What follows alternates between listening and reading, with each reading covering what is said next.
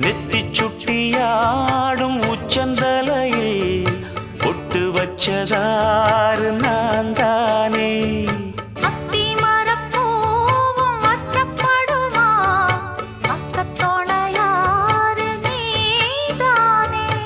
ஆசை பேச்சில் பாதி மூச்சில் லேசாதேகம் சூடேற